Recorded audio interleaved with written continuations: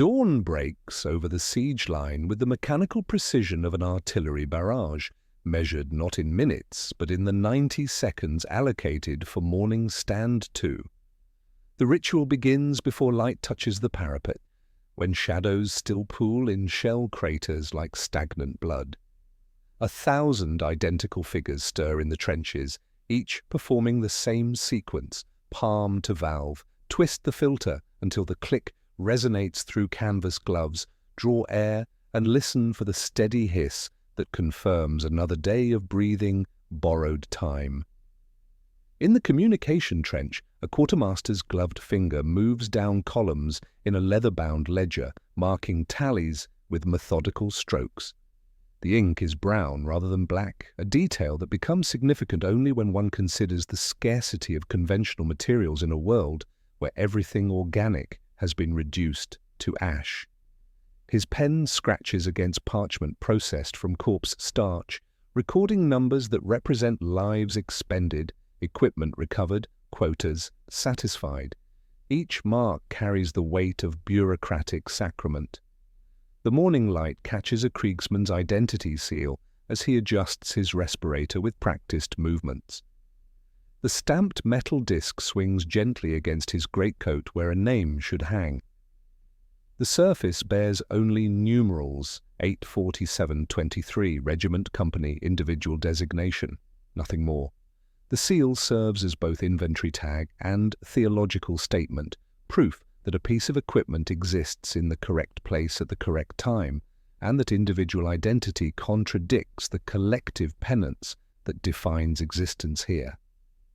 This is our promise to examine Krieg not as legend or propaganda, but as a lived system where guilt has crystallized into governance and human bodies have been reduced to arithmetic.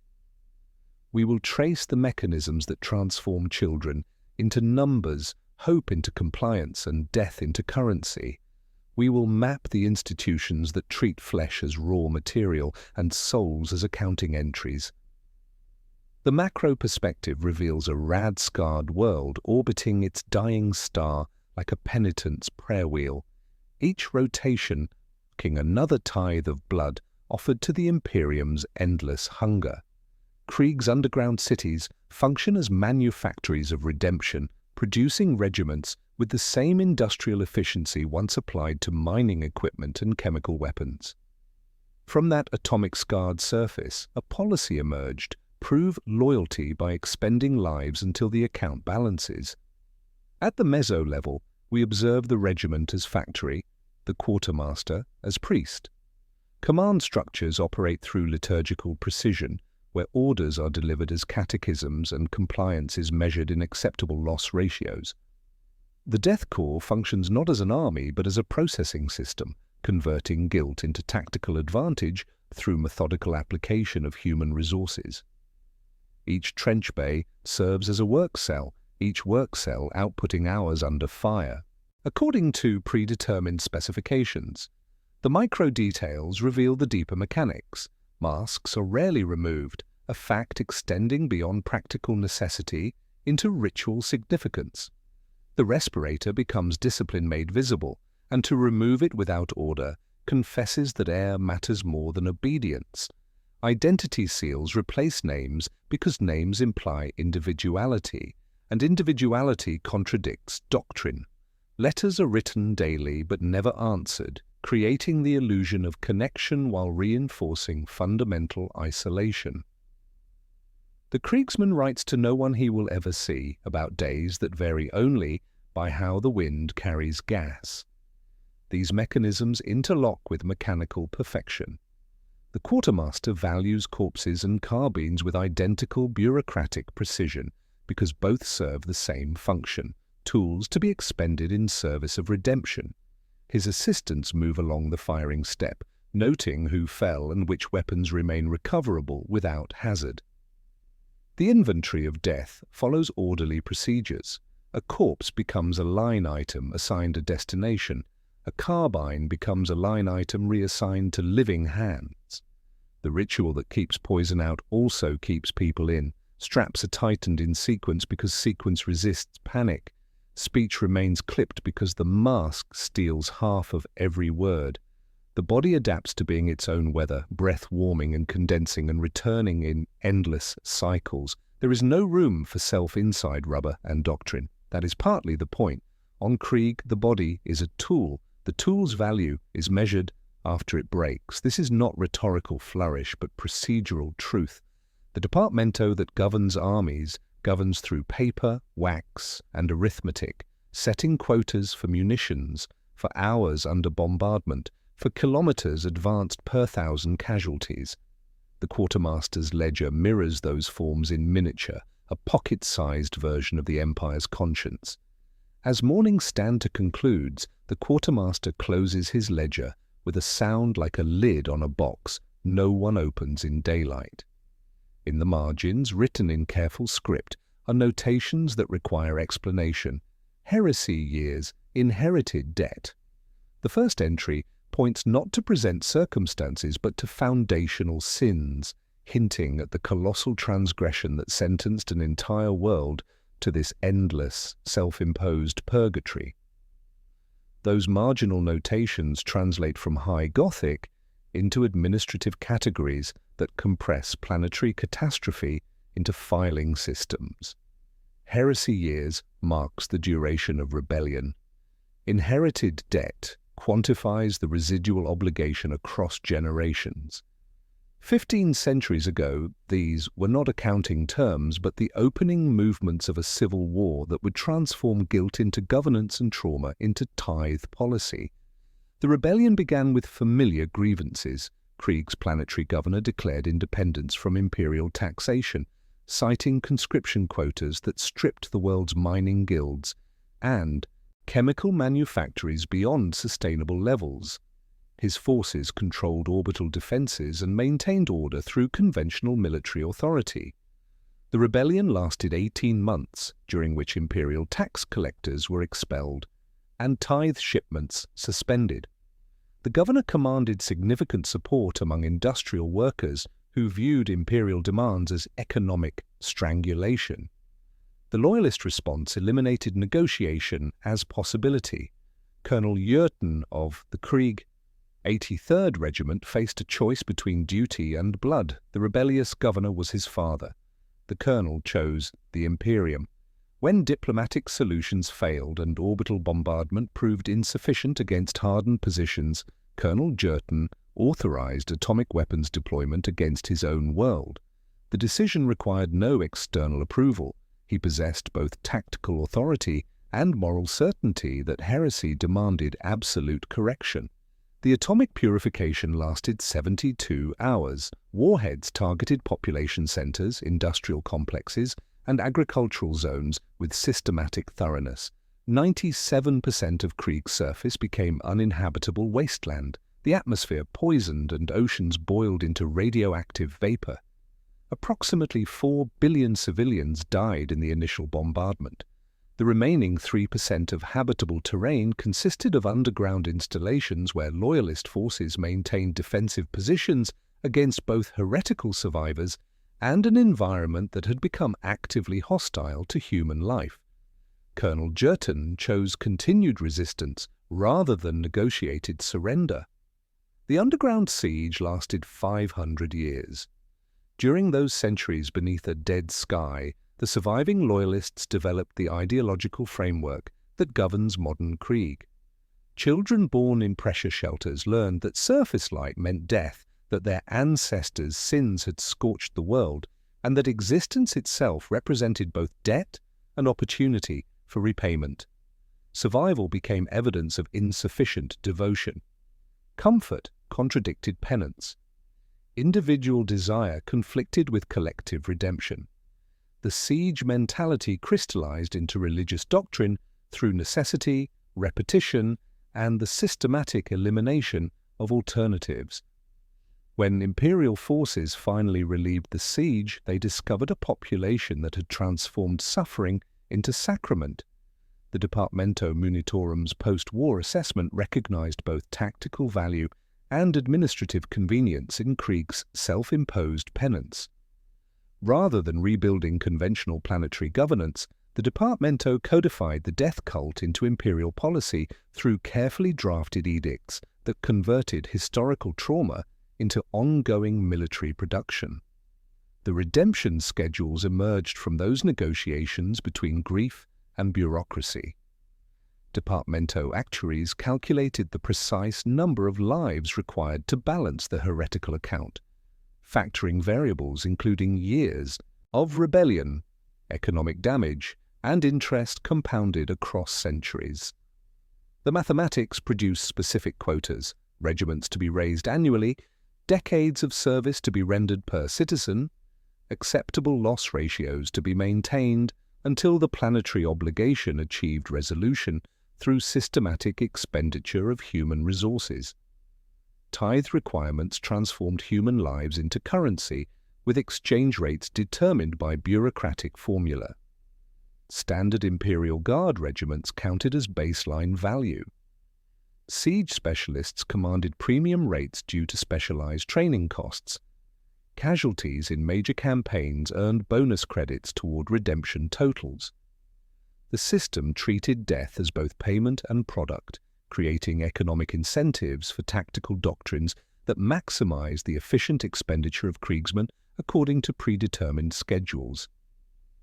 This institutional logic transformed survival from virtue into administrative problem.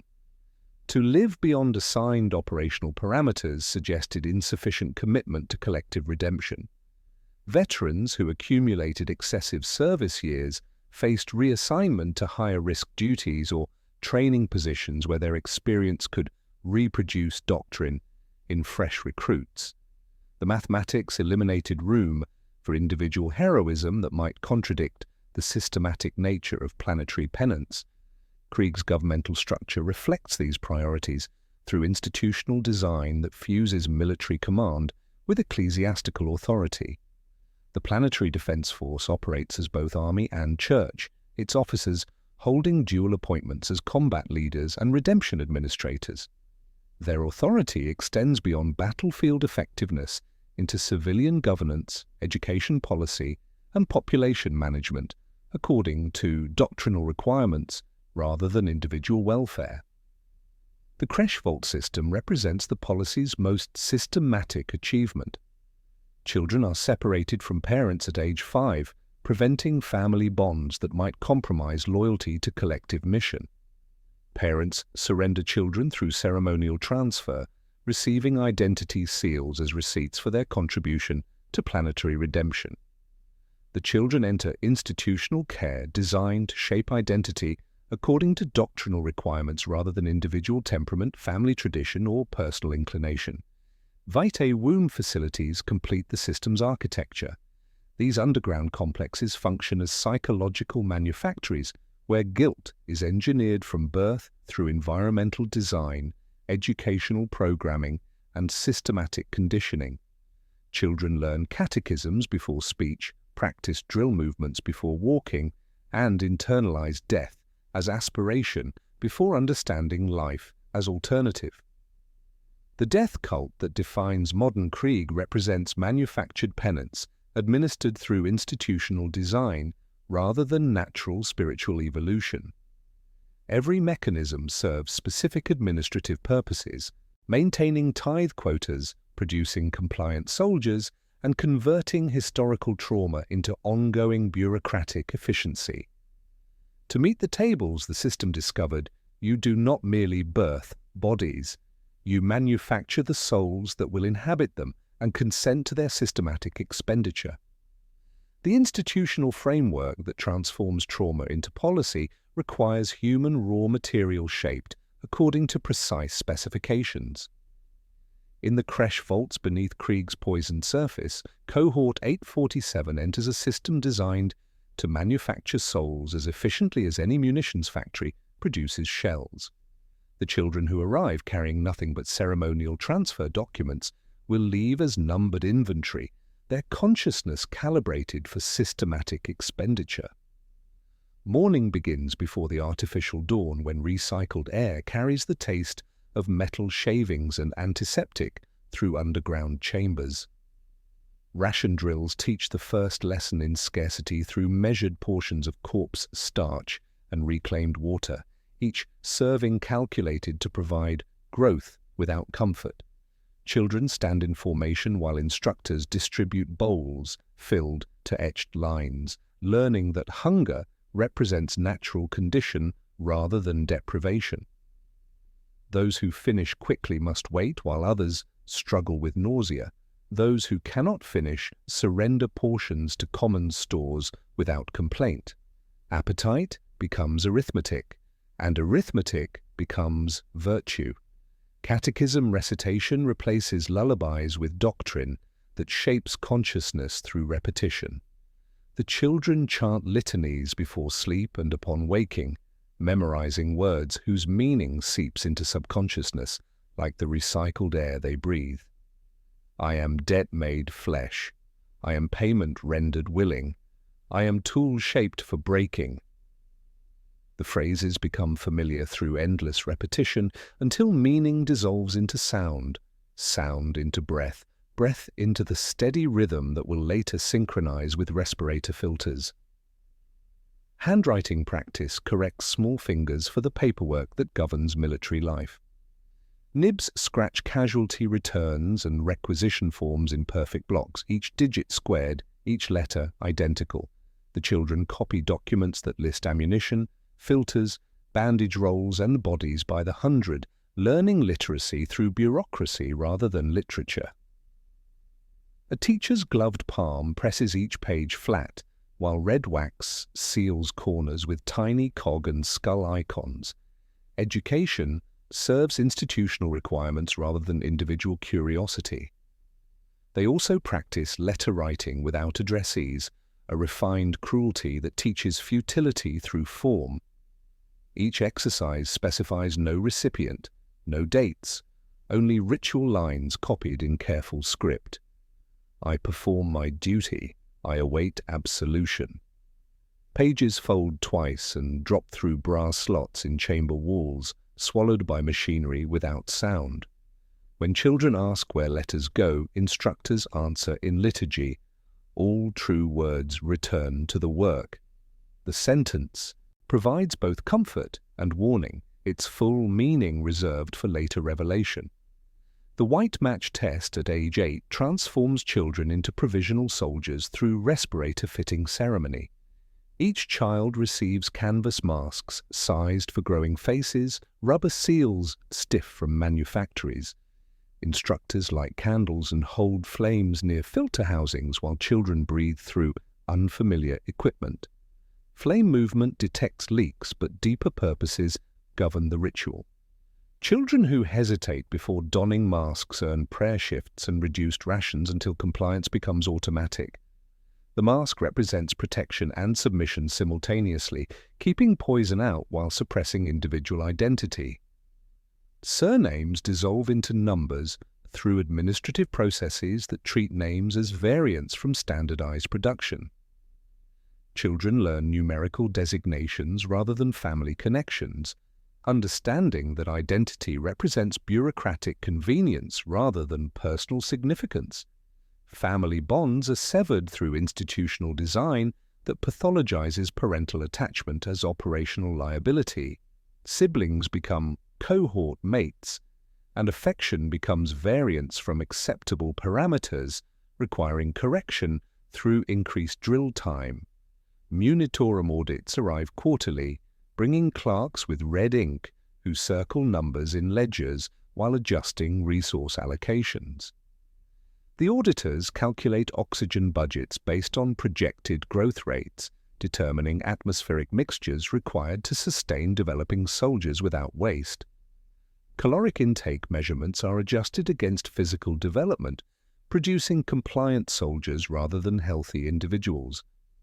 Every child becomes a data point in optimization calculations that treat human development as manufacturing process subject to efficiency improvements. The night burial lullaby normalizes mass death through song that transforms horror into comfort. Instructors sing verses describing bodies arranged in neat rows, identity seals collected in proper order, equipment redistributed according to protocols. The melody carries gentle rhythm that soothes children to sleep, while lyrics prepare them for environments where death operates as routine, administrative function. The lullaby teaches that dying serves biological necessity, contributing to institutional objectives. Identity seals are issued during childhood like inventory tags, stamped metal discs threaded on cord that hang against developing hearts. Seals carry numerical designations rather than names, manufacturing dates rather than birthdays, unit assignments rather than family connections. Children learn to check seals each morning, ensuring metal remains legible and cord shows no wear that might compromise post-combat identification procedures. Adolescence concludes with the faceless oath ceremony that formally erases remaining individual identity. Each adolescent swears loyalty while surrendering personal desires to collective mission, reciting vows that replace individual fears with standardized expectations. The ceremony assigns final numerical designations that will follow them through military service until death provides administrative closure. Their first shipment leaves the vault in transport vehicles carrying cargo rather than passengers. The adolescents entering those trucks have been systematically shaped for expenditure through institutional design that treats consciousness as raw material processed according to predetermined specifications. They carry no personal possessions, maintain no individual relationships, and harbor no expectations beyond efficient performance until operational parameters require replacement. Tools await to complete their shaping. The transport vehicles discharge their human cargo at supply depots where manufactured souls receive the tools that will define their remaining existence. Under vault lights, the color of old bone, adolescents form ranks beside crates, stenciled with serial codes and catechisms, learning that their world will now fit into regulation packs, belts, and steady hands. The issuing ceremony begins with liturgical precision. A clerk reads numbers, a quartermaster's assistant responds with identical numbers and corresponding equipment, each exchange recorded twice in ledgers that treat flesh and materiel with identical bureaucratic devotion. The greatcoat arrives first, heavy wool dyed the color of wet ash, its weight calculated for bodies that will fill it through muscle development or bloat from corpse starch rations, whichever operational requirements produce first. Prayer fragments etch the brass buttons in Gothic script too small for easy reading, transforming routine fastening into acts of devotion. The coat hangs loose on teenage frames, sized for the anonymous uniformity that makes individual recognition both impossible and irrelevant in environments where visibility means death. Each entrenching tool carries blessings inscribed by tech priests who understand that excavation serves sacred as well as tactical purposes. The blades bear mechanicum symbols requesting machine spirit cooperation during duties that will range from digging fighting positions to preparing graves. The tools balance calculated for efficiency in soil conditions from frozen mud to corpse-saturated earth. When ammunition runs short, the consecrated edge serves equally well for breaking enemy skulls, its dual nature reflecting the practical theology that governs Krieg's approach to warfare. Standard Lazarifals arrive bearing devotional inscriptions worn smooth by countless previous owners, their prayers absorbed into metal through use and maintenance rituals that blend technical necessity with religious observance. The weapons function reliably in chemical environments where conventional firearms corrode, their power cells designed for extended operations in atmospheres that kill unprotected humans within minutes. Each rifle receives individual blessing during distribution, treating weapons as sacred objects whose accuracy depends on both mechanical precision and spiritual alignment. Gas capes hang from shoulders like vestments, their rubberized fabric converting soldiers into walking shrines dedicated to survival through preparation. The capes provide chemical protection while serving multiple secondary functions. shelter during rest periods, camouflage in contaminated terrain, and sealed integration with respirator systems that create personal atmospheres independent of environmental conditions. Brass fittings attach capes to mask assemblies with mechanical precision that reflects years of refinement through operational necessity. Bayonets complete personal armament through blades etched with regimental numbers and blessing marks that identify both unit assignment and spiritual protection. Beyond their obvious combat applications, the weapons serve as tools for equipment maintenance, wire cutting, and food preparation, their blessed edges performing mundane tasks with the same devotional efficiency applied to killing. Each bayonet receives individual consecration that treats the weapon as extension of the soldier's devotional commitment rather than mere equipment. Spare filter canisters represent life measured in hours rather than years, each unit stamped with expiration dates and blessing seals that guarantee both mechanical function and spiritual protection. The canisters become currency in underground economies where breath itself requires rationing according to operational priorities and supply availability, their distribution controlled by clerks whose administrative decisions determine survival intervals measured in filter hours rather than chronological time. Corps starch rations arrive sealed in packages marked with nutritional calculations designed to sustain combat operations without providing comfort that might compromise effectiveness. The processed remains of previous soldiers return through industrial recycling systems that waste nothing organic, their flavor engineered to eliminate preference or revulsion while delivering calculated nutrition. Each package tastes identical regardless of source material, the uniformity serving psychological as well as practical purposes.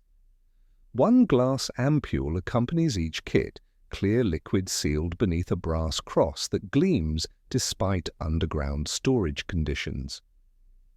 The ampule's purpose remains deliberately unstated during distribution ceremonies, its placement among medical supplies suggesting therapeutic rather than recreational application, while creating uncertainty that serves institutional purposes through mystery rather than knowledge. Soldiers learn its weight against their hearts without understanding its ultimate function. Supply chains extend these personal items into industrial systems that treat warfare as manufacturing process governed by religious devotion. Phosgene shells emerge from Krieg's underground manufactoria bearing production stamps and blessing ceremonies performed by tech priests who sanctify chemical weapons through ritual purification. Artillery pieces receive similar treatment, their barrels inscribed with accuracy prayers and range calculations that blend ballistics with theology, each gun blessed before disassembly and shipping to ensure both mechanical reliability and spiritual alignment. Promethium drums carry purity seals guaranteeing fuel quality and divine protection, their contents blessed by priests who understand that flame serves redemptive purposes beyond mere destruction. The drums fuel flamethrowers, vehicle engines, and crematory furnaces that process organic waste according to doctrinal requirements rather than sanitary necessity, each application contributing to the systematic purification that defines Krieg's operational philosophy. Departmento paperwork transforms administrative necessity into liturgical practice through forms sealed with wax and ash rather than conventional materials. Requisition requests become prayers for material support, inventory reports function as confessions of resource stewardship, and supply manifests serve as testimony regarding proper distribution of sacred equipment. Clerks perform bureaucratic duties with religious devotion, understanding that paperwork governs souls as effectively as supplies, each signature and seal contributing to the institutional machinery that converts guilt into military efficiency. Ration distribution follows hierarchical systems that reinforce military structure through nutrition management calculated to sustain bodies while maintaining psychological dependence. Grey rations provide line infantry with minimum sustenance through thin bars, bitter recaf, and mineral tablets that grind teeth while delivering essential nutrients. White rations support grenadier units whose specialized duties require enhanced nutrition for extended combat effectiveness, their contents including fat supplements and additional stimulants. Black rations punish penal squads through deliberate deficiency that weakens bodies while maintaining operational capability, their reduced caloric content serving as constant reminder of transgression requiring redemption through performance. The distribution system includes one detail that reveals deeper institutional logic. Rations increase one tier before major assaults, transforming grey to white and white to enhanced specifications. This elevation serves purposes beyond mere sustenance, creating psychological preparation that treats improved nutrition as sacrament preceding sacrifice rather than reward for service, the temporary abundance highlighting the systematic scarcity that normally governs existence. Engineers work in pre-dawn fog, assembling defensive positions with wire and stakes that arrive blessed by priests who understand fortifications serve spiritual as well as tactical purposes. They move through mist that tastes of machine oil and recycled breath, carrying spools on their backs like penitent shells, while enginseers perform maintenance rites on artillery pieces. These ceremonies blend mechanical necessity with religious observance, treating weapons as sacred objects, requiring both technical competence and spiritual devotion to ensure proper function when redemption demands their use. Survival economies emerge through artificial scarcity that reinforces institutional dependence rather than individual initiative. Filter replacements flow according to Clark's administrative decisions and unit loss rates, creating shortages that prevent soldiers from accumulating personal reserves, while ensuring that survival requires constant institutional support. Veterans trade gloves for filters, filters for dry corners in dugouts, each exchange governed by scarcity that makes breath itself a commodity subject to bureaucratic control. The kit answers an environment designed to consume both equipment and operators through systematic attrition, each item calibrated for conditions where survival depends on institutional support rather than individual preparation. Tools and souls face identical operational pressures in trenches where mud grips boots with the same relentless persistence that doctrine grips consciousness. We must enter that environment to understand how manufactured souls and consecrated equipment interact under conditions where both serve the same inexorable mathematics of redemption through expenditure. The environment that consumes equipment and operators reveals itself through the grinding routine of forward trench rotation, where manufactured souls encounter conditions designed to test both material and morale through systematic attrition. Dawn stand-to begins 40 minutes before artificial light penetrates the perpetual haze, each Kriegsman rising with mechanical precision to perform gas check litanies that replace morning prayers with technical necessity. Filter secure, seal tested, breath drawn clean. The words ripple down fire steps in whispered unison, creating acoustic camouflage while confirming that another day of borrowed breathing has begun.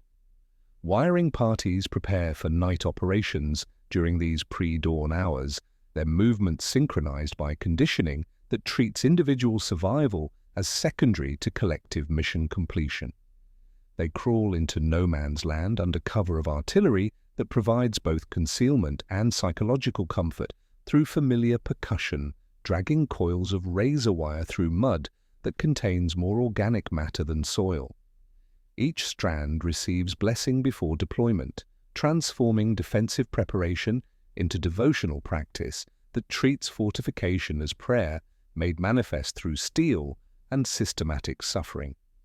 Below ground level, sappers press stethoscopes to tunnel walls, listening for countermining operations that might collapse entire sections without warning. The listening, Posts require absolute silence while operators detect pickaxe strikes and whispered conversations through vibrations transmitted by Earth that serves as conductor for both intelligence and death. A sapper marks coordinates on dampened paper, his graphite stub recording threats that exist only as sound and dread, each notation contributing to defensive calculations that treat underground warfare as acoustic mathematics requiring both technical precision and devotional patience. Vox operators maintain communication networks through equipment that functions despite chemical contamination, their transmissions mixing coordinate data with catechisms that transform military communications into liturgical practice. Between artillery corrections and casualty reports, they recite prayers requesting divine guidance for shells seeking targets and souls seeking absolution, each broadcast contributing to information networks that treat tactical coordination as religious observance, requiring spiritual devotion alongside technical competence. Latrines represent the endless cycle of construction, destruction, and reconstruction that defines trench warfare through necessities that enemy artillery targets with methodical precision. Positions dug at dawn face obliteration by noon, requiring constant relocation that treats sanitation as tactical problems subject to enemy interdiction. The work continues regardless of bombardment, soldiers excavating replacement facilities while shells crater previous locations, their persistence demonstrating institutional priorities that place collective hygiene above individual safety through administrative mandate rather than tactical wisdom. In quiet moments between bombardments, Kriegsman 84723 performs his daily letter-writing ritual with ceremonial precision that transforms futility into devotion. His gloved fingers grip a pencil worn smooth by previous owners, pressing lead against paper that absorbs moisture from air, heavy with chemical residue. The content follows ritualized format learned in creche vaults. I perform my duty. I await absolution. Ink smears across damp surfaces where breath condenses against mask interior, but writing continues with mechanical precision that treats communication as sacrament rather than correspondence. He folds each letter with ceremonial care despite understanding its destination lies beyond human contact, the ritual providing psychological structure through meaningless repetition that maintains sanity within systems designed to eliminate individual initiative. Small economies of grace persist within regulations that govern every aspect of existence through bureaucratic precision. Veterans quietly swap fresh filters into younger soldiers' masks without words or acknowledgement, their actions violating supply protocols while demonstrating humanity that survives institutional conditioning. These exchanges occur during shift changes when observation becomes difficult, creating informal networks that provide mutual support through violations that treat individual welfare as secondary to collective compliance, yet somehow endure within spaces that doctrine cannot entirely penetrate. The quartermaster's team moves through trenches like undertakers conducting business that requires both administrative precision and pastoral discretion. They tag casualties with identification numbers, tally recoverable equipment according to standardized procedures, and maintain ledgers that record deaths as inventory adjustments rather than human losses. When eyes watch too closely and circumstances warrant intervention beyond standard protocols, they produce glass ampules with whispered prayers that transform medical supplies into sacramental objects. The mercy ampule serves purposes that remain deliberately undefined through institutional policy, maintaining operational flexibility through administrative ambiguity, its dispensation criteria known only to those who calculate acceptable suffering according to bureaucratic rather than medical standards. Identity seals are snipped from casualties with cable cutters designed for wirework, the metal discs collected in leather pouches that organize death through systems requiring proper documentation. Each seal represents both individual termination and administrative completion, its removal marking transition from active personnel to processed inventory, subject to different accounting procedures that treat human remains as equipment requiring disposition through channels maintaining institutional records, while eliminating physical evidence according to environmental requirements. The dead become infrastructure through practical necessity that transforms casualties into construction materials when conventional resources prove unavailable. Bodies fill sandbags, their mass providing ballistic protection while serving purposes that honor service through continued utility.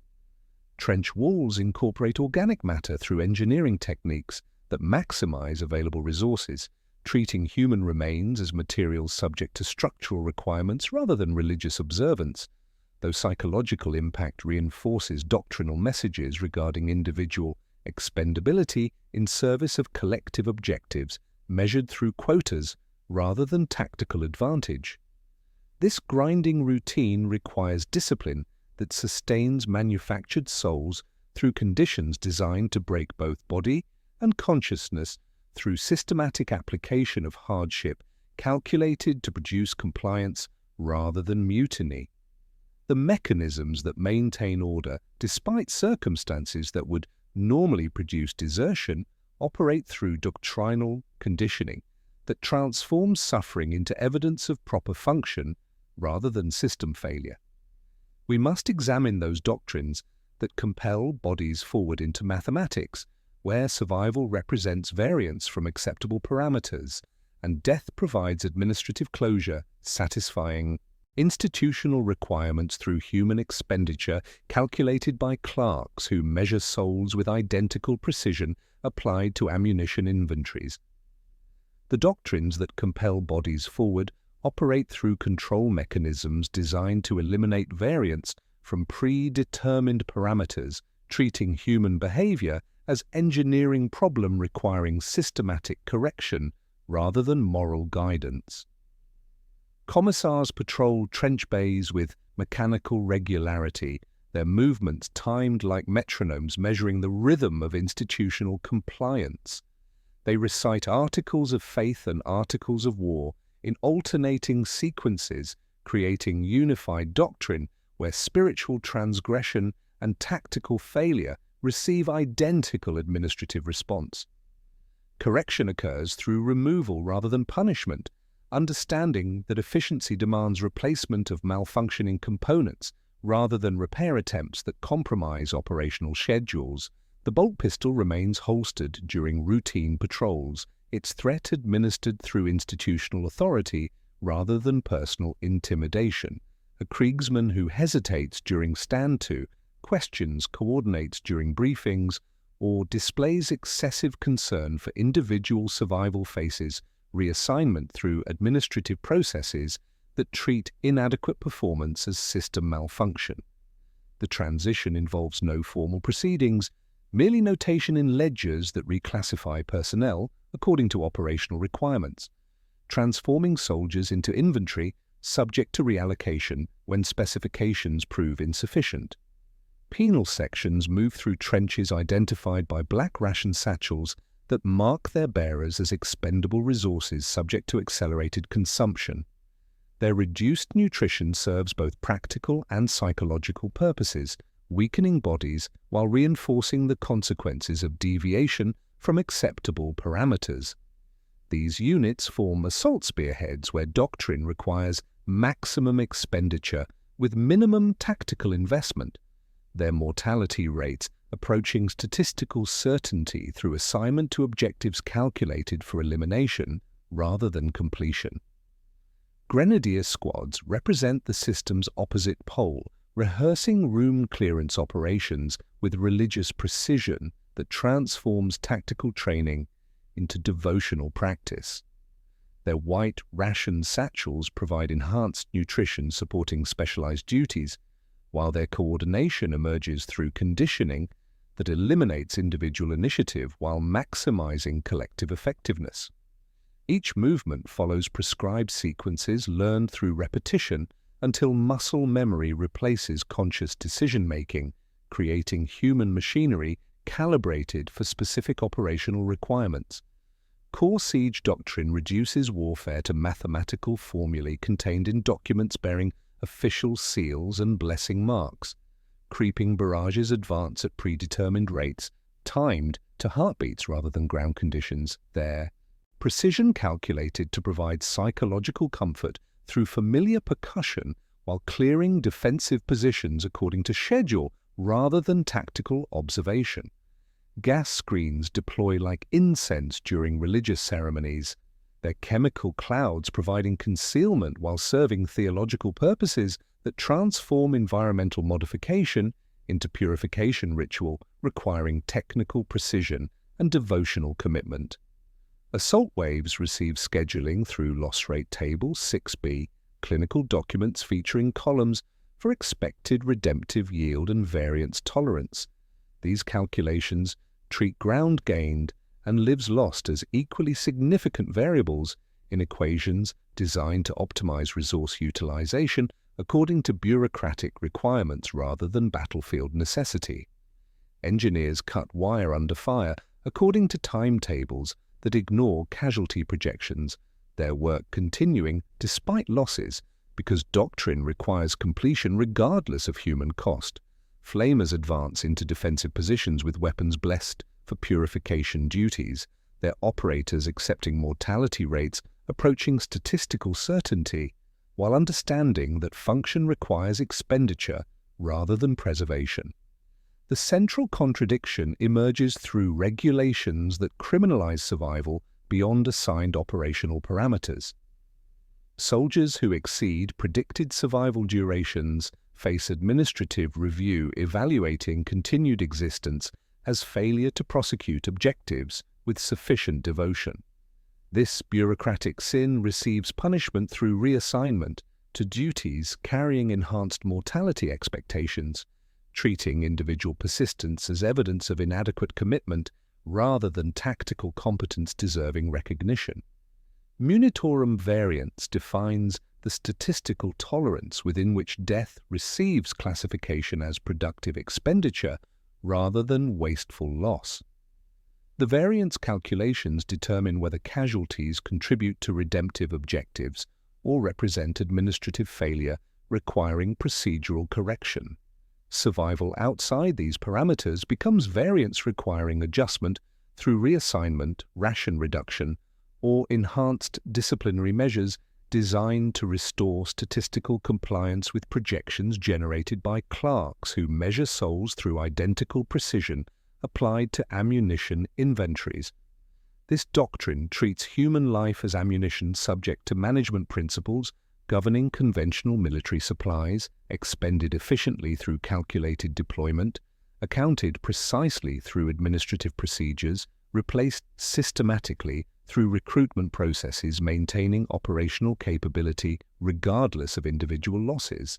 Personnel receive evaluation through metrics measuring expenditure rates rather than survival statistics, their value determined by contribution to collective objectives rather than personal achievement or tactical innovation that might contradict established procedures.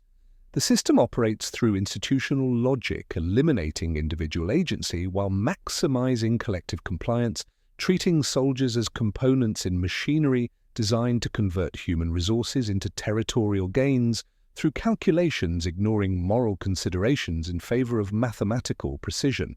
Plans crystallize into action through orders, transforming statistical projections into battlefield reality, where manufactured souls encounter conditions designed to test doctrinal conditioning against environmental pressures, measuring devotion through willingness to advance into mathematics, where survival represents administrative error, requiring systematic correction through elimination.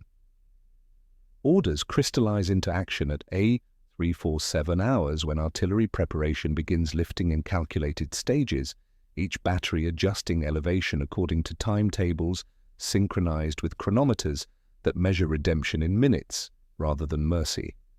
The pre-dawn sky bleeds chemical colors as signal flares paint fog green and gold, creating visibility corridors where doctrine requires advance regardless of defensive response.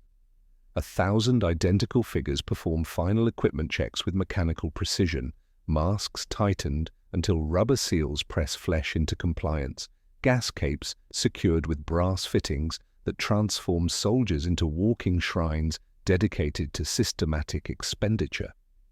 Designation 72491 waits on the fire step, with his world narrowed to breath sounds and explosive percussion, each inhalation measured against filter capacity, while artillery shells provide metronome rhythm for advance into mathematics, where individual survival represents statistical variance requiring correction.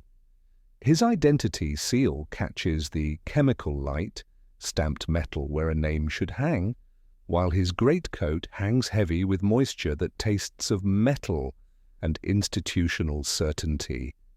Engineers advance first through wire obstacles with bleeding hands, their cutters blessed for purification duties, while blood seeps through canvas gloves torn by razor edges designed to channel attackers into predetermined killing zones. They work according to doctrine requiring completion regardless of casualty projections, their progress measured in meters cleared per minute rather than lives preserved per objective. Behind them, machine gun fire combs the field in mechanical patterns calculated to achieve maximum efficiency through overlapping fields that treat advancing bodies as inventory requiring systematic elimination. Grenadier squads move through gas clouds with flamer units whose blessed weapons serve dual purposes: tactical clearance and theological purification of positions contaminated by heretical occupation. The chemical screens drift across no man's land like incense from a vast altar, providing concealment while serving sacramental functions that transform environmental modification into purification ritual, requiring both technical precision and devotional commitment. Ground becomes mixture of flesh, cordite, and irradiated mud, where individual identity dissolves into organic matter serving infrastructure purposes. Bodies provide ballistic protection while their mass absorbs projectiles intended for advancing soldiers, each casualty contributing to collective mission through continued utility after administrative termination. The mud grips boots with persistence that mirrors doctrinal conditioning, refusing release while drawing strength from organic matter that once carried personal hopes, now reduced to construction materials. Mercy ampules appear in gloved hands like sacramental objects when medical intervention cannot restore operational capability. A quartermaster's assistant kneels beside a Kriegsman whose mask hangs torn, presses clear glass against teeth, cracks the brass cross with practiced thumb, and guides liquid to the soft place at the throat. The prayer remains short and private.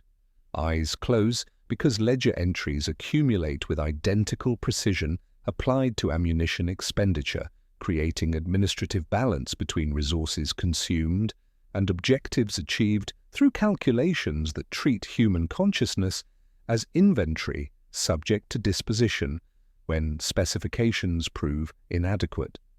A regimental standard plants itself in a crater halfway to the designated objective, its tattered fabric catching chemical wind, while brass fittings gleam despite environmental contamination.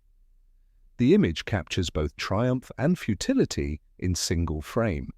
Progress measured through territorial acquisition, while casualties mount beyond sustainable levels, creating tactical success, requiring administrative interpretation to distinguish achievement from disaster. The standard marks ground purchased through human currency according to exchange rates calculated by statisticians rather than strategists. The assault stalls against secondary defensive lines where doctrine encounters reality through positions prepared for systematic elimination of attacking forces. Advance becomes impossible while retreat violates operational parameters, creating tactical deadlock requiring administrative resolution. Vox equipment crackles with transmission requesting guidance. Reinforce or withdraw? The question travels through command hierarchy, seeking authority capable of modifying predetermined parameters when circumstances contradict planning assumptions. The Commissar's bolt pistol provides answer through administrative action that eliminates variance from acceptable parameters. The weapon's discharge serves institutional requirements rather than tactical necessity, its percussion marking transition from tactical problem to administrative solution through removal of personnel whose questions compromise operational compliance. The sound carries across battlefield like punctuation mark, concluding debate that doctrine resolves through elimination rather than discussion. Designation 72491 survives the mathematics slumped behind corpse mound with mask hissing through damaged filter housing. His existence represents statistical anomaly requiring administrative correction through procedures designed to restore compliance with projections. A clerk moves through smoke carrying red stamp, marking his gloved hand with designation indicating reassignment to duties carrying enhanced mortality expectations. The stamp reads redeployed, its bureaucratic terminology converting survival into administrative problem requiring systematic resolution through accelerated expenditure. The quartermaster closes his ledger as dawn breaks without sunrise, only dilution of darkness that makes all things flat. Ink mixes with blood and mud, while entries balance according to accounting principles, treating human resources as ammunition subject to inventory management. His calculations record bodies subtracted, ground gained, and quotas satisfied through operations designed to optimize resource utilization regardless of individual cost. The arithmetic achieves completion through mathematical precision that converts tactical engagement into administrative success, measured through statistics rather than strategic advantage. Around him, assistants move among the remains to make the field tidy in the way battlefields are made tidy. Identity seals snipped with cable cutters, equipment catalogued, bodies processed according to environmental requirements. The dawn reveals ground purchased through human currency at exchange rates determined by bureaucratic calculation rather than battlefield necessity, creating tactical archaeology where individual stories dissolve into statistical aggregation, serving institutional requirements. Aftermath requires different mathematics as surviving personnel undergo processing designed to account for variance from projected casualty rates. The ledger shows ratios rather than victories, its columns recording what purchase has been made and at what exchange rate. Those who outlasted their designated wave duration face administrative correction through systematic procedures that restore statistical compliance with institutional projections, their continued existence representing mathematical problems requiring resolution through accelerated expenditure according to formulas that measure souls with identical precision applied to ammunition inventories. The mathematics of expenditure demand immediate reconciliation through salvage operations that transform battlefield aftermath into administrative exercise governed by protocols treating human remains as inventory requiring systematic processing. Night crews move across contested ground with lantern-guided precision, their hooded lights creating orderly lanes through terrain where individual identity has dissolved into organic matter serving infrastructure purposes. The ground yields beneath each step, more saturated sponge than soil, releasing chemical odors that mix cordite residue with decomposition accelerated by lime treatment and environmental contamination. Identity seals receive priority collection through procedures using cable snips designed for electrical work, each metal disc dropping into leather pouches with soft chimes that mark administrative completion. The stamped numerals catch lantern light briefly before disappearing into organizational systems that treat death as inventory transfer, requiring proper documentation. Usable equipment undergoes cataloging through standardized evaluation criteria, las rifles cleared of mud and tagged for redistribution, bayonets matched to scabbards according to serial numbers, gas capes inspected for tears that might compromise protective capability. Ammunition extraction from stiffened pouches creates informal economies, where cartridges become currency, subject to administrative oversight, preventing accumulation that might compromise collective mission requirements. The quartermaster performs his accounting litany beneath torn canvas, his voice carrying across salvage operations with mechanical rhythm that transforms administrative necessity into devotional practice. Kit recovered tallied against kit issued. Assistants echo figures while clerks record them in ledgers absorbing battlefield reality into columns where loss becomes ratio and ratio becomes policy. Casualties counted against rations consumed. Each phrase receives liturgical response confirming that material balance has been achieved through calculations treating human resources as ammunition subject to inventory management. Ground gained measured against shells expended. The mathematics reconcile investment against return, according to formulas measuring territorial acquisition through human currency exchanged at rates determined by bureaucratic calculation rather than tactical necessity. Letters collected from pockets reveal their ultimate destination through processing that eliminates sentiment while maximizing resource utilization. The folded papers, softened by moisture and marked with ritual phrases copied in careful script, enter pulping machinery that reduces individual expressions to fiber suitable for las-pack insulation. Their words dissolve into wadding that protects power cells from environmental damage, each promise of connection transformed into protective padding stamped with cogwheel and skull icons, certifying mechanical purity. The recycling operates with closed-loop efficiency that converts personal correspondence into industrial materials, while eliminating evidence of individual identity that might compromise institutional objectives. Pre-assault ration elevation receives explanation through calculations demonstrating institutional logic governing nutrition management according to operational requirements rather than humanitarian considerations. Fed soldiers advance farther distances before expiring through enhanced energy reserves, their improved performance justifying temporary resource expenditure that maximizes initial assault penetration according to predetermined parameters. Post-assault cuts restore baseline scarcity while conserving supplies for extended operations, creating economic efficiency through systematic hunger that reinforces dependence on institutional support while eliminating excess nutrition that might encourage survival beyond designated operational timeframes.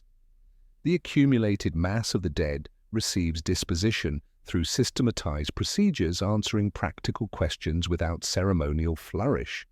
Consecrated pits provide burial when terrain permits excavation, and tactical conditions allow religious authority to sanction ground use for interment serving both sanitary and theological requirements.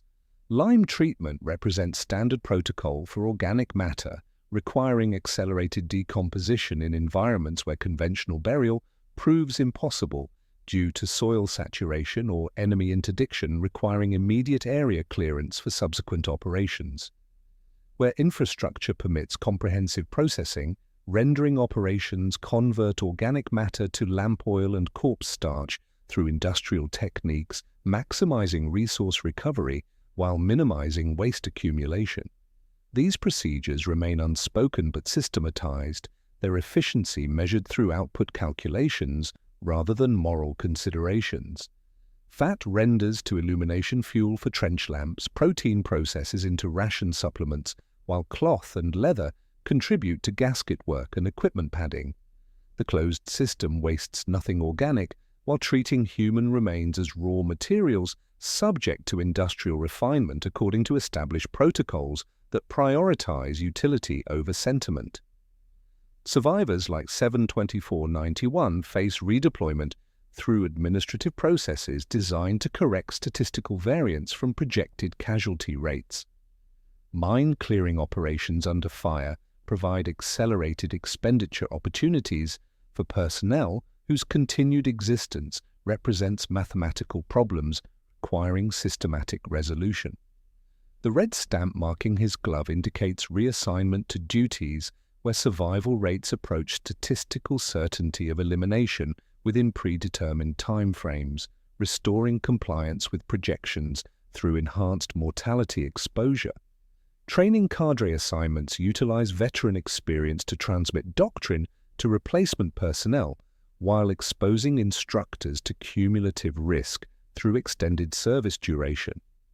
Their survival serves institutional purposes through knowledge transfer that reproduces conditioning in fresh recruits, though statistical analysis suggests eventual administrative correction through assignment rotation or enhanced duty requirements. Penal companies receive veterans whose excessive survival variance requires immediate correction, their black ration satchels marking explicit designation for accelerated consumption according to formulas treating persistence as administrative, error requiring systematic elimination. Silence protocols forbid discussion of tactical failures through regulations criminalizing analysis that contradicts official assessments of operational success. Reports employ coded language transforming setbacks into acceptable resistance parameters, creating administrative fiction where defeat becomes variance from projections rather than institutional failure requiring procedural modification. The linguistic control eliminates criticism while maintaining morale through systematic denial of evidence contradicting doctrinal effectiveness, ensuring that battlefield reality conforms to bureaucratic requirements rather than tactical observation. The paperwork ascending command hierarchy carries sanitized assessments treating human expenditure as successful resource utilization rather than tactical disaster requiring strategic reconsideration. Numbers travel upward through administrative channels where distance from battlefield conditions allows evaluation through purely statistical criteria, each level adding interpretation that further separates decision-makers from operational reality while reinforcing institutional logic.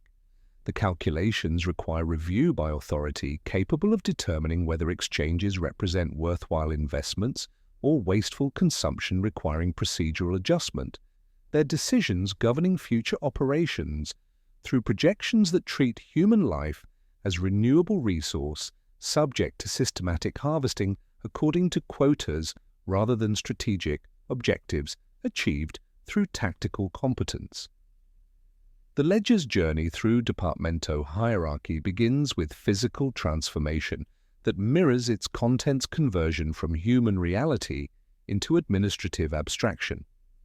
Sealed in leather satchels bearing wax and ash rather than conventional materials, field reports ascend through channels designed to distance decision-makers from operational consequences through systematic filtration of battlefield horror into statistical summaries suitable for bureaucratic consumption. At regimental level, clerks wearing respirator sheaths transcribe mud-stained figures into clean columns, their work performed in scriptorium chambers where chemical filtration systems process air while administrative machinery processes death. Each transcription adds layers of interpretation that separate raw casualty data from individual suffering, creating documents where 724 T1 survival becomes variance notation requiring procedural correction rather than human story deserving consideration. Divisional depots receive these sanitized reports through cogitator networks that convert paper into data through mechanical precision, eliminating emotional contamination from administrative processes.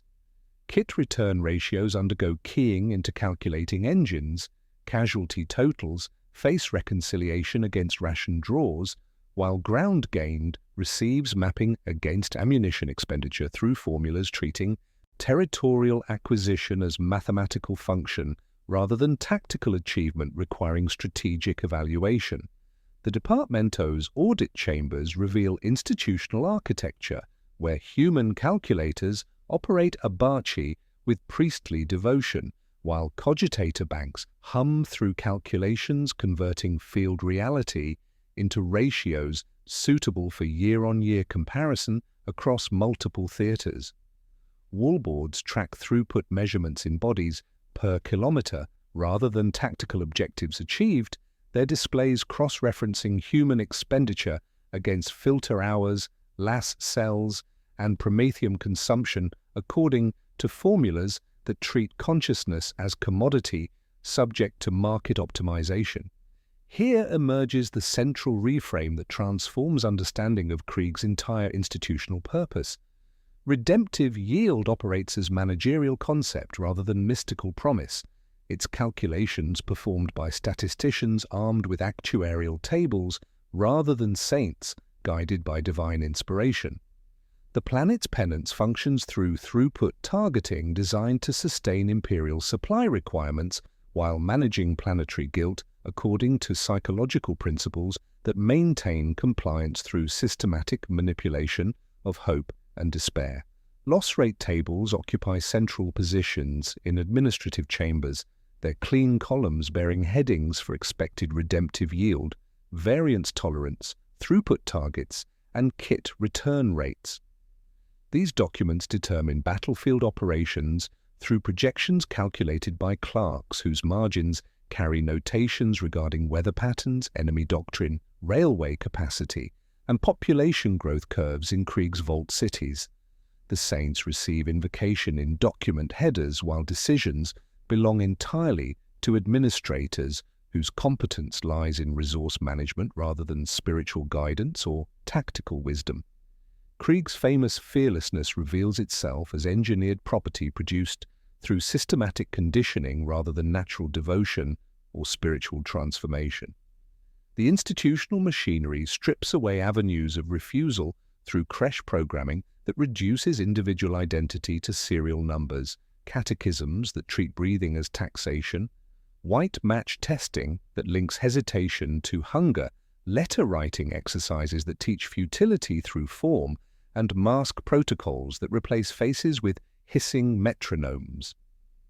Obedience emerges not as choice but as the only behavioral pattern remaining after systematic elimination of alternatives through environmental control and psychological conditioning. Survival becomes management problem, requiring systematic solution through rotation policies preventing veteran accumulation that might threaten institutional stability through tactical competence or independent thought. Personnel exceeding predicted mortality rates face reassignment to clearance operations under observed fire, mine lane advancement through predetermined killing zones, or bunker approaches with limited cover, duties selected because statistical analysis predicts normalization of survival curves through accelerated expenditure. Training cadre assignments utilize veteran experience to reproduce ethos in replacement personnel while exposing instructors to cumulative risk through extended service duration that eventually requires administrative correction. The quartermaster's full catechism receives revelation through liturgical language that converts administrative necessity into religious observance while eliminating moral considerations from operational planning.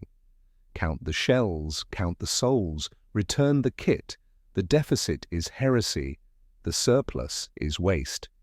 Each phrase reinforces institutional values, treating human consciousness as inventory subject to accounting procedures that measure efficiency through mathematical precision rather than individual welfare or tactical achievement.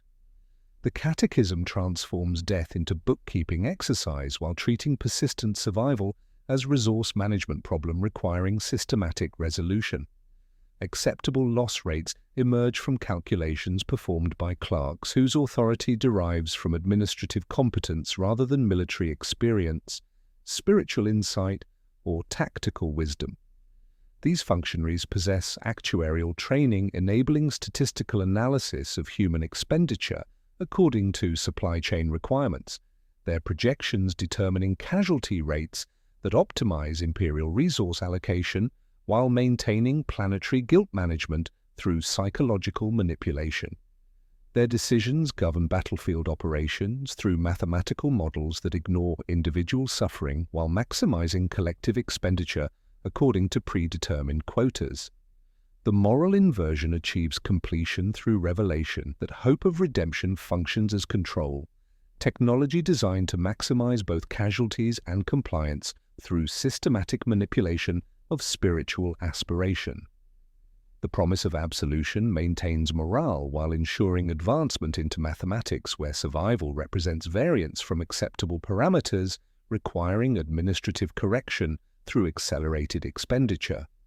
Faith serves institutional purposes rather than individual salvation, its effectiveness measured through casualty statistics rather than spiritual transformation or tactical competence.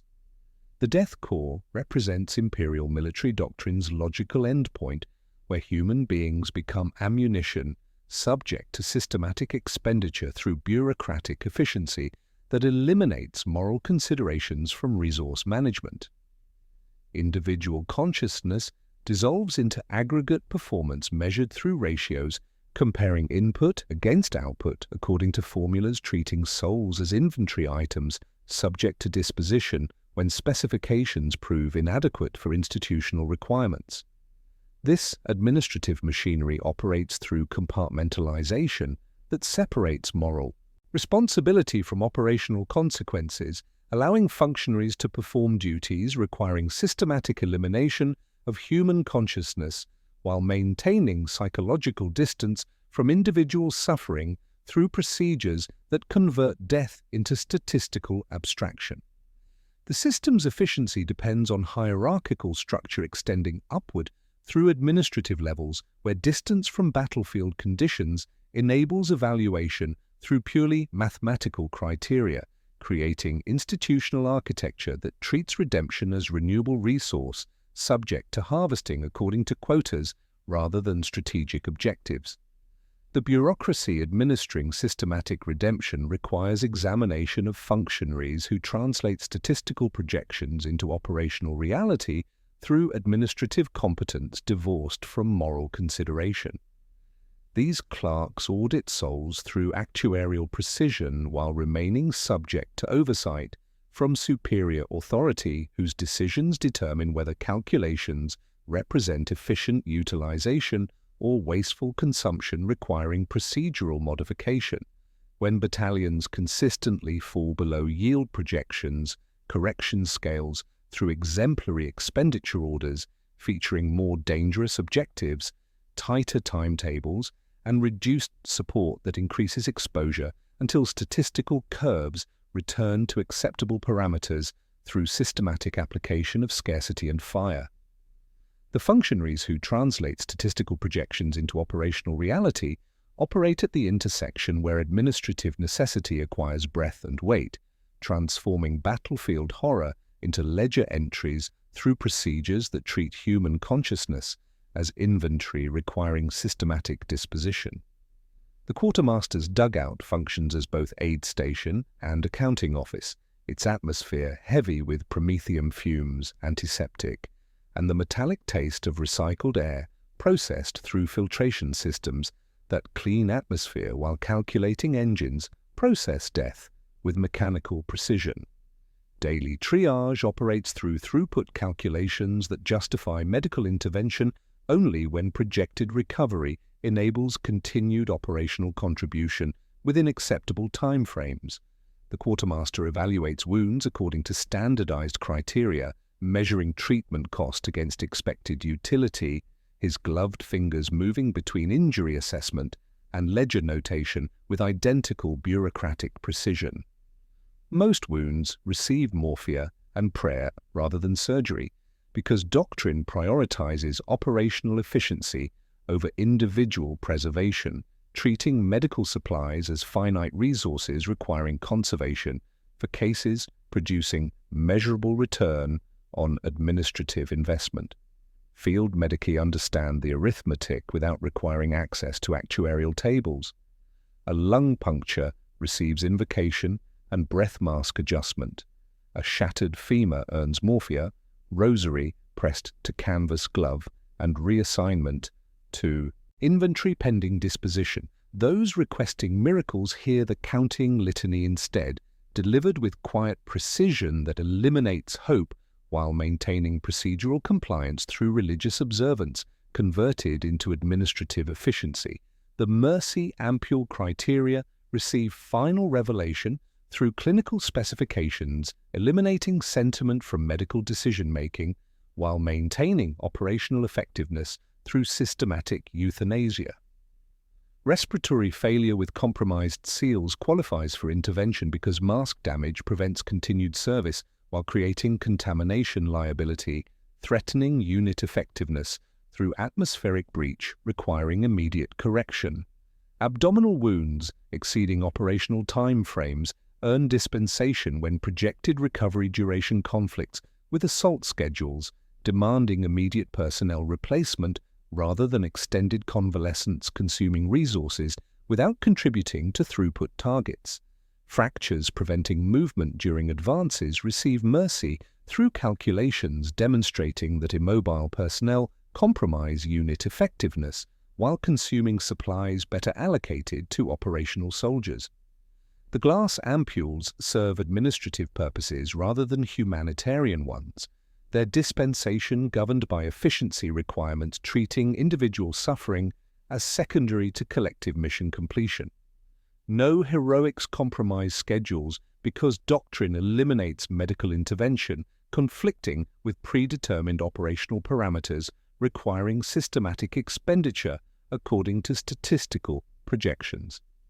Identity seals undergo cross-referencing against issue logs through procedures, ensuring accurate casualty accounting while preventing inventory discrepancies that might compromise tithe calculations. Each metal disc receives verification against personnel records, equipment assignments, and operational status through administrative processes treating death as inventory transfer requiring proper documentation. Equipment redistribution follows standardized protocols.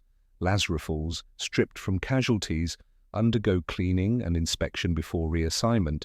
Gas capes receive contamination testing. Entrenching tools face blessing renewal.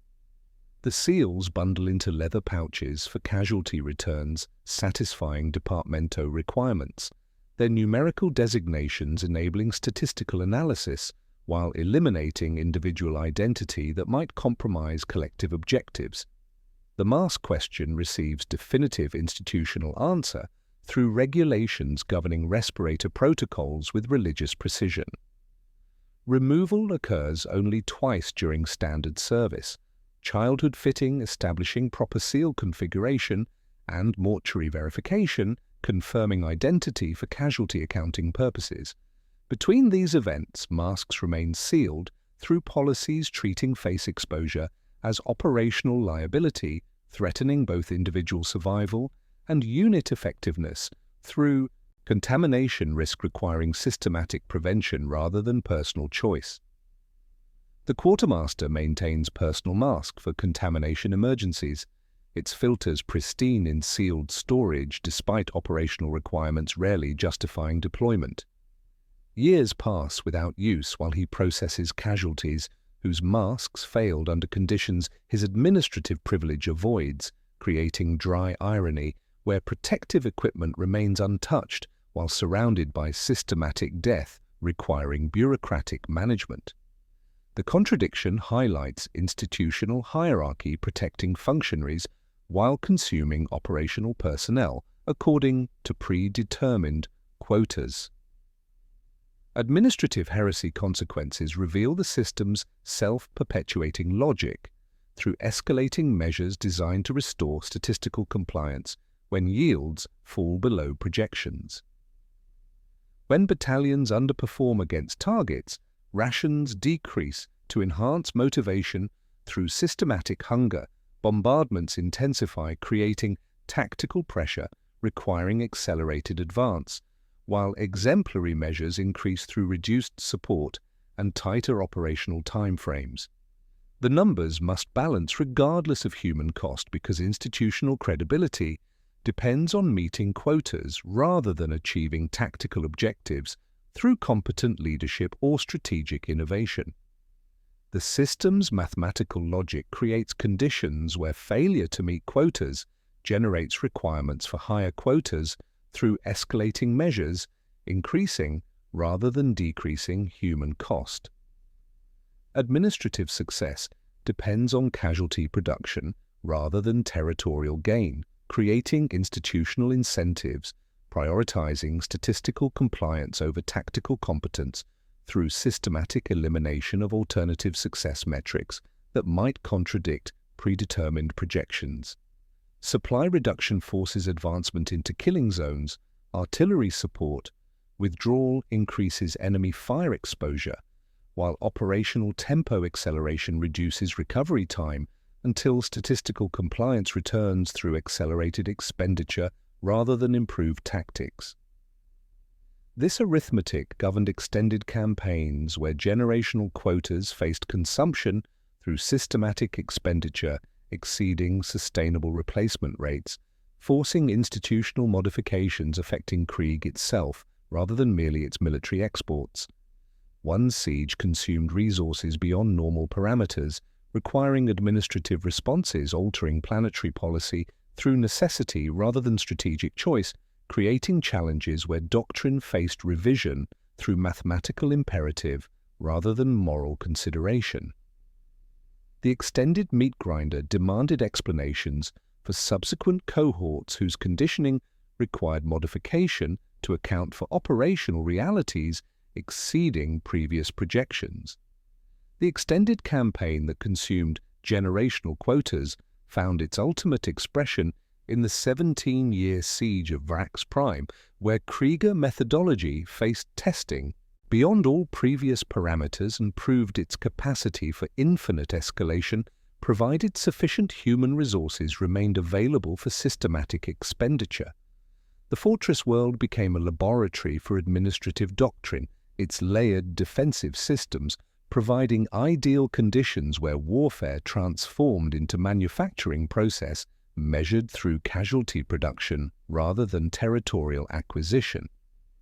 Vrax offered the departamento planners everything their calculations required: a heretical rebellion demanding suppression, defensive positions necessitating prolonged siege operations, and terrain suitable for trench warfare, enabling systematic attrition across extended time frames.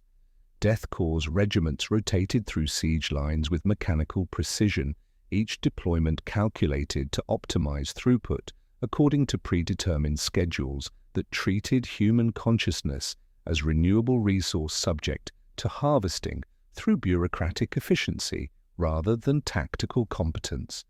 The siege lines expanded into underground cities, where gas clouds functioned as seasonal weather patterns, their chemical composition varying according to wind direction, and Imperial bombardment schedules that treated atmospheric poisoning as environmental modification requiring systematic application. Phosgene drifted through spring months, while chlorine dominated autumn deployments, creating atmospheric conditions where breathing required constant vigilance and filter replacement according to administrative allocation rather than tactical necessity. Creeping barrages provided calendar markers measuring time through percussion rather than chronometers. Their advanced time to heartbeats, while Kriegsman synchronized respirator rhythm with explosive percussion that replaced natural circadian patterns through institutional conditioning. Bunker complexes received assault through waves calculated for exhaustion rather than breakthrough, each attack designed to consume predetermined personnel quotas while achieving minimal territorial objectives requiring subsequent operations, maintaining statistical compliance with projections. Fortress sanctuaries faced bombardment and reconstruction in endless cycles where destruction served administrative purposes rather than tactical ones, creating self-perpetuating warfare that eliminated resolution possibilities through systematic prevention of decisive victory that might compromise extended operations. Casualty rates achieved liturgical status through daily consultation of attrition tables determining operational parameters, their columns bearing headings for acceptable loss ratios, replacement schedules, and throughput optimization calculated by clerks whose authority exceeded field commanders in matters governing human expenditure. Assaults received planning for statistical compliance rather than tactical success, their objectives measured through bodies expended per kilometre, gained according to formulas treating territorial acquisition as secondary to casualty production, satisfying redemption quotas. Designation 72491 reappeared in clearance operations, his red deployment stamp directing him through mine lanes and wire gaps where survival rates approached statistical certainty of elimination within predetermined time frames. His daily letters continued through ritual precision despite understanding their destination, each page folded twice before collection by runners who delivered stacks for pulping operations, converting personal correspondence into Lars-Pack insulation through industrial processes stamped with cogwheel and skull icons, certifying mechanical purity. The siege consumed entire creche vaults through accelerated deployment schedules requiring premature graduation of cohorts whose conditioning remained incomplete, forcing institutional modifications, allowing younger personnel into combat roles traditionally reserved for fully processed soldiers. Planetary tithe increased beyond sustainable levels as VRACs demanded resources exceeding normal replacement capacity, creating domestic shortages affecting underground cities where rationing tightened until civilian populations approached starvation levels, justifying increased recruitment quotas through economic necessity rather than devotional commitment. Domestic rationing created conditions where survival required military service, eliminating voluntary enlistment through systematic hunger that forced population into combat roles through administrative coercion rather than religious devotion. Underground manufactories shifted production from civilian supplies to military equipment, while workers received reduced rations, their labor producing ammunition, filters, and corpse starch for export to siege lines, consuming resources faster than planetary capacity could sustain without structural modification, threatening civilizational stability. Victory arrived without fanfare through absence rather than achievement, marked by quieter bombardments and revised requisition forms rather than ceremonial recognition of tactical success. The Fortress World's surrender generated administrative relief through reduced supply requirements rather than strategic triumph, deserving celebration. Its conquest, measured through statistical compliance rather than territorial value or tactical competence, demonstrated through extended operations requiring systematic human expenditure. Earlier planted mechanisms achieved validation through industrial-scale application, proving institutional efficiency under extreme conditions. Corpse pits required consecration by thousands rather than hundreds, their blessing ceremonies becoming production line operations where priests processed organic matter through religious observance scaled to match throughput requirements. Letters faced pulping by industrial bales rather than individual processing, their conversion to wadding achieving mechanized efficiency, treating personal correspondence as raw material subject to systematic recycling according to wartime economy principles, maximizing resource utilization while eliminating sentiment. Identity seals accumulated in crates like currency, their collection requiring warehouse facilities rather than leather pouches as casualty accounting scaled beyond previous administrative capacity. The metal discs underwent sorting by numerical designation, weight verification, and cross-referencing against personnel records through procedures treating death as inventory management, requiring systematic organization, preventing accounting discrepancies that might compromise tithe calculations or redemption schedule compliance. The policy outcome traveled faster than relief ships through departamento memoranda, citing VRACs as validation. That acceptable loss doctrine produced predictable yields across protracted timelines, while maintaining spiritual morale, provided rituals continued and administrative procedures remained consistent. Throughput targeting achieved standardization into manuals featuring tables annotated by case numbers rather than tactical analysis, transforming siegecraft into a counting methodology applicable across multiple theaters, requiring extended attrition campaigns consuming human resources beyond normal parameters. Vrax proved that Krieg's doctrine scaled infinitely upward, provided sufficient human resources remained available for systematic expenditure according to predetermined quotas, demonstrating institutional capacity to sustain casualty rates exceeding replacement parameters through domestic policy modification, forcing civilian populations into military service while maintaining statistical compliance with departmental projections, measuring success through mathematical precision rather than tactical achievement or strategic value. Having mapped the institutions and mathematics governing systematic redemption through human expenditure across 17 years of industrial slaughter, examination must turn toward interior psychological landscape where individual consciousness encounters conditions designed to eliminate personal identity while maintaining operational compliance. After Vrax consumed generational quotas through mechanized attrition, questions emerge regarding mental endurance behind gas mask glass, where breath becomes taxation, and survival represents administrative variance requiring correction through accelerated expenditure according to formulas treating souls as renewable resources subject to harvesting through systematic application of institutional doctrine that transforms hope into control technology, maximizing both casualties and compliance through bureaucratic efficiency. The interior landscape where consciousness encounters systematic elimination reveals itself through psychological archaeology, examining what remains after institutional conditioning achieves completion across extended operations consuming generational quotas through mechanized attrition. Designation 72491, surviving multiple clearance assignments through statistical variance requiring administrative correction, demonstrates the mental adaptations enabling persistence within systems designed to prevent individual identity while maintaining operational compliance through doctrinal conditioning.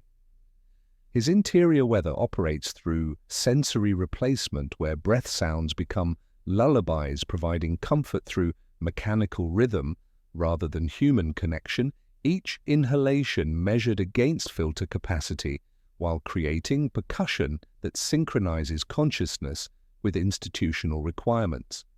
The rubber and ash taste coating tongue and throat transforms into familiar flavor, providing psychological stability through consistent contamination, eliminating natural appetite while reinforcing dependence on processed nutrition calculated according to operational requirements.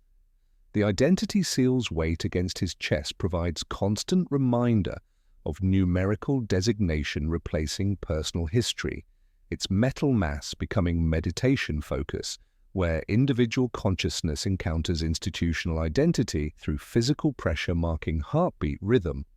Zeal pairs with numbness through conditioning that eliminates emotional extremes while maintaining operational effectiveness, creating psychological state where prayer functions as metronome providing rhythm rather than ecstasy, promising transcendence. Religious observance serves practical purposes through breathing regulation, time measurement, and group coordination rather than spiritual transformation, its effectiveness measured through operational compliance rather than personal salvation that might compromise collective objectives through individual deviation from predetermined parameters. Micro-kindnesses persist within regulations governing every aspect of existence through bureaucratic precision, creating informal networks providing mutual support through violations, treating individual welfare as secondary to collective compliance. Veterans quietly swap fresh filters into younger soldiers' masks without acknowledgement, their actions violating supply protocols while demonstrating humanity, surviving institutional conditioning.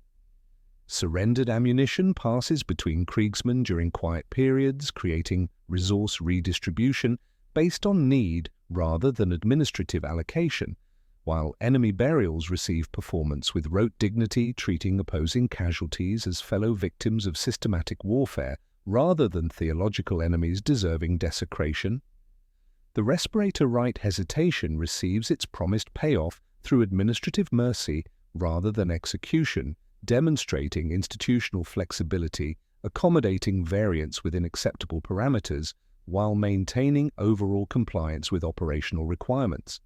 Faltering recruits whose childhood conditioning proved marginally insufficient face reassignment to worker battalions where digging and hauling provide slower penance through extended exposure to contaminated environments. They labor in deeper tunnels, moving timber and pumping slurry, their lives prolonged in arduous work until disease provides administrative closure, satisfying statistical projections through delayed rather than immediate expenditure. The system demonstrates capacity for graduated response, treating psychological failure as correctable variance rather than heretical rebellion requiring immediate elimination. Veterans exceeding 25 years represent statistical anomalies whose persistence creates administrative challenges requiring specialized handling through assignments utilizing experience while preventing accumulation of tactical competence, threatening institutional stability. These rare survivors receive instructor assignments serving dual purposes, transmitting doctrine to replacement personnel while exposing them to cumulative risk through extended service duration, eventually requiring correction through operational assignment or enhanced duty requirements. Names remain withheld despite seniority because individual identity contradicts collective mission regardless of service duration or tactical competence demonstrated through extended survival. Daily letter writing continues through ritual precision despite complete understanding of destination, creating coping mechanism where meaningless activity provides psychological structure through routine rather than communication. Veterans read compositions aloud to empty air before surrendering pages willingly, their voices carrying words intended for recipients who exist only in memory, while accepting pulping operations, converting personal expression into industrial materials. The ritual demonstrates acceptance mechanism where futility becomes comfort through systematic repetition, eliminating hope while maintaining sanity through structured activity, serving institutional objectives rather than individual needs. Crack analysis. Examining potential refusal reveals system completeness through channeling even rebellion into acceptable parameters, serving institutional objectives rather than individual liberation. Slipped rosaries provide personal comfort through religious objects, while reinforcing doctrinal conditioning. Whispered gallows humor creates psychological pressure release while maintaining group cohesion, and momentary hesitations receive quick correction through peer pressure rather than administrative punishment. Even these minor deviations are absorbed by the system as statistical noise rather than genuine resistance, demonstrating psychological architecture that accommodates variance while preventing organized opposition. The system's psychological completeness shows in the way survivors self-correct their own statistical variance. Personnel who exceed predicted survival durations volunteer for clearance details and mine lane advancement, not from thrill-seeking but from accounting. Instinct, having internalized munitorum variance calculations as surely as any catechism. They feel their continued existence as deficit requiring balance through accelerated expenditure, petitioning for assignments, carrying enhanced mortality expectations to restore compliance with projections generated by clerks measuring souls through identical precision applied to ammunition inventories. The interior landscape reveals void where individual identity should exist, consciousness reduced to operational parameters and doctrinal compliance through conditioning, eliminating personal characteristics, conflicting with institutional requirements. Memory operates through fragmented images lacking emotional content. Creche vault chambers, filter testing ceremonies, transport vehicles, trench construction, casualty processing. Personal history dissolves into administrative categories, while individual desires face pathologization as variance from acceptable parameters, requiring correction through enhanced conditioning or accelerated expenditure according to formulas treating human consciousness as renewable resource subject to systematic harvesting. This systematic success demonstrates institutional capacity to manufacture souls calibrated for expenditure while maintaining operational compliance through conditioning that transforms survival into administrative problem requiring correction rather than achievement deserving recognition. The manufactured consciousness persists within conditions designed to eliminate individual identity while demonstrating complete psychological subordination to collective mission requirements measured through statistical projections rather than personal accomplishment. One room exists where masks receive removal according to institutional protocols governing final verification and administrative closure. The quartermaster's unused mask awaits deployment through circumstances requiring contamination protection for functionaries whose administrative privilege normally prevents exposure to conditions consuming operational personnel. In that room, voices lower and numbers ascend while procedures begin that transform interior weather into none at all, marking transition from operational status to processed inventory through administrative completion that treats death as final accounting entry rather than human tragedy deserving recognition beyond statistical notation in ledgers measuring souls through bureaucratic precision. The room where masks come off exists beneath vault lights that cast cold illumination without warmth, its canvas walls containing the final accounting where operational personnel transform into processed inventory through verification protocols as precise as any munitions audit. The mortuary tent breathes like institutional machinery, filters humming with steady rhythm while lamps hang from support poles like altar candles, their promethium flames casting shadows that move with administrative precision across examination tables where individual identity receives its final dissolution. Bodies arrive in systematic files, stretchers bumping over duckboards through air, thick with antiseptic and machine oil, each delivery representing completion of statistical projections rather than human tragedy deserving recognition. Here, the fundamental rule bends according to institutional necessity. Masks are removed not for relief or recognition, but for verification against identity seals through procedures ensuring accurate casualty accounting while maintaining records required for departmental audits, measuring efficiency through mathematical precision. The quartermaster enters carrying ledgers whose leather binding absorbs moisture from processed atmosphere, his gloved fingers moving between casualty identification and equipment cataloging with identical bureaucratic precision. Designation 72491 lies on examination table, where his respirator receives removal for final verification, the rubber peeling away from flesh marked by permanent indentations around nose and mouth, features never seen by living comrades, individual characteristics eliminated through institutional conditioning that reduced personal identity to numerical designations serving administrative convenience. Names remain unspoken during verification procedures because individual identity contradicts collective mission regardless of service duration or tactical competence demonstrated through extended survival. A clerk reads numbers pressed into identity seals while gloved hands lift chins to match ruined features against ledger entries, each confirmation mark contributing to statistical accuracy while eliminating personal characteristics that might compromise institutional objectives through sentiment conflicting with operational requirements. The quartermaster's voice maintains procedural precision throughout final accounting, his words carrying administrative authority rather than pastoral comfort. Identity confirmed, kit recovered, service rendered complete.